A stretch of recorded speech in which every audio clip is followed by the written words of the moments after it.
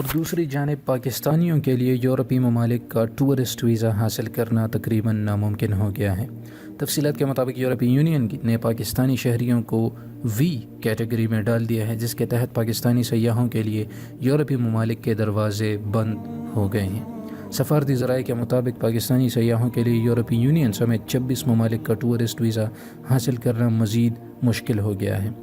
یہ اقدام صرف پاکستان کے لیے نہیں بلکہ تھرڈ ورلڈ میں آنے والے تمام ممالک کے لیے کیا گیا ہے، جس کی وجہ یہ ہے کہ پاکستان سمیت دیگر ترقی پذیر ممالک کے شہری یورپ کا ویزا حاصل کرنے کے بعد اس کا غلط استعمال کرتے ہیں، جبکہ کچھ لوگ تو ویزا کی میعاد ختم ہونے سے قبل سیاسی پناہ لینے کے لیے درخواستیں بھی دائر کرنا شروع کر دیتے ہیں۔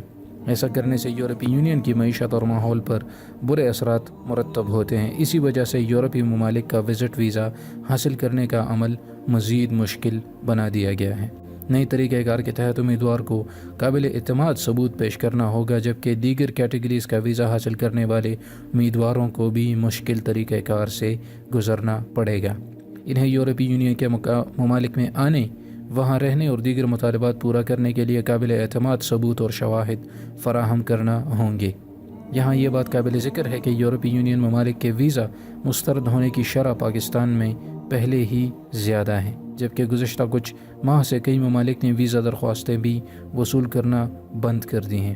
اس حوالے سے ذرائع نے بتایا کہ پاکستان سے پہلے ہی کئی زیادہ ویزا درخواستیں موصول ہو چکی ہیں، لہٰذا نئے امیدواروں کی درخواستیں تب ہی وصول کی جائیں گی جب ان درخواستوں کا فیصلہ ہو جائے گا۔ اور یورپی یونین کے ان 26 ممالک میں آسٹریا، چیک Republic, Denmark, Estonia, Finland, France, Germany, یونان، Hungary, Iceland, Italy, Latvia, Lithuania, Luxembourg, Malta, Netherland, Norway, Poland, پرتگال، سلوواکیہ، سلوینیا، سویڈن اور سوئٹزرلینڈ شامل ہیں۔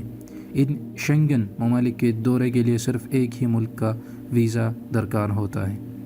تو ناظرین، یہ تو ایک اور ہماری مشکلات میں اضافے کی خبر، لیکن ہمیں کوشش کرنی چاہیے کہ اس ملک کی اکانومی کو ہم اس حد تک لے کر جائیں کہ ہمیں باہر جانا ہی نہ پڑے۔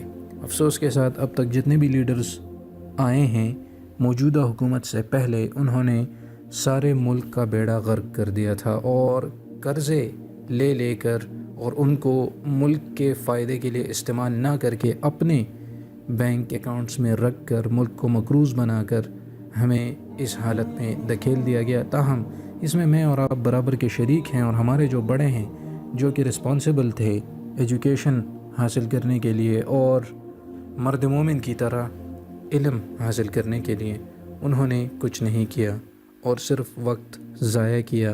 صرف اگر کسی کی کھیت میں تھوڑی بہت چیزیں ہو جاتی، کھیتی باڑی وغیرہ یا سبزی وغیرہ، تو انہوں نے کچھ محنت ہی نہیں کی اور دین اور دنیا دونوں میں ہم پیچھے رہ گئے۔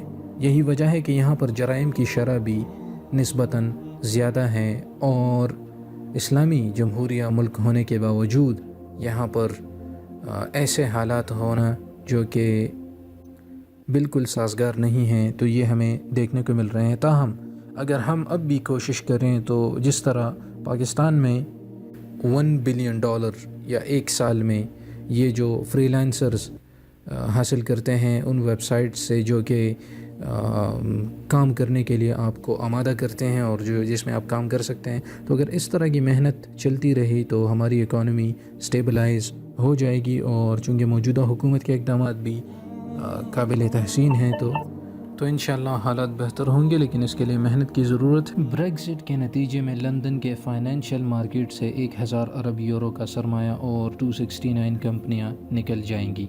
یہ بات financial think tank new financial کی تازہ ترین تحقیق میں سامنے آئی ہے۔ تحقیق کے ذریعے یہ بات بھی سامنے آئی ہے کہ لندن سے نکل جانے والی کمپنیوں کی اکثریت کا اگلا چوائس یورپین دارالحکومت برسلز نہیں ہے۔ مقامی ذرائع ابلاغ میں شائع شدہ اس تحقیق کے مطابق فائنینشیل سروس مہیا کرنے والی 269 کمپنیوں میں سے صرف 9 کمپنیوں نے برسلز آنے کا فیصلہ کیا ہے، جبکہ 100 سے زائد کمپنیوں نے آئرلینڈ کے دارالحکومت ڈبلن کو اپنا اگلا مستقر بنانے کا فیصلہ کیا ہے۔ تحقیق کے مطابق 60 کمپنیاں لگزمبرگ، 41 فرانس کے دارالحکومت پیرس، 40 فرینکفرٹ، 32 ایمسٹرڈم اور 12 کمپنیاں میڈرڈ جائیں گی۔ تحقیق کے مطابق اہم بات یہ ہے کہ ان کمپنیوں کے جانے کے باعث لندن کی فائنینشیل مارکیٹ سے 1000 ارب یورو کا سرمایہ نکل جائے گا۔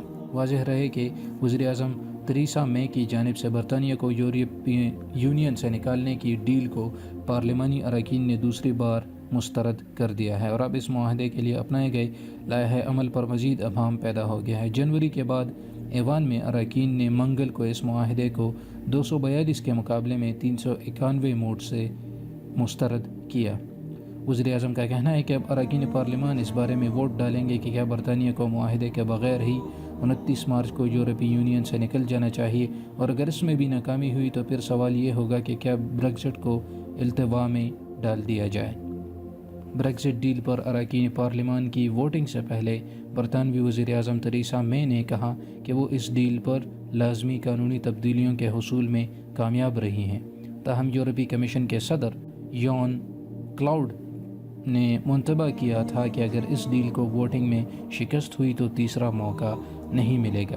یہ بات برطانوی وزیر اعظم اور یورپین کمیشن کے صدر نے اسٹراسبورگ میں رات گئے ہونے والی ایک میٹنگ کے بعد مشترکہ پریس کانفرنس سے خطاب کرتے ہوئے کہی تھی۔ تو ضرور محنت کریں اور مجھے اپنی دعاؤں میں ضرور یاد رکھیے گا۔ کوئی سجیشنز ہوں یا آپ کی کوئی رائے ہو تو ضرور ویڈیو کے نیچے کمنٹ سیکشن میں لکھ دیجیے گا، اور اگر نئے ہیں اور چینل کو سبسکرائب نہیں کیا تو بھی کریں۔ اجازت چاہتا ہوں، اللہ حافظ۔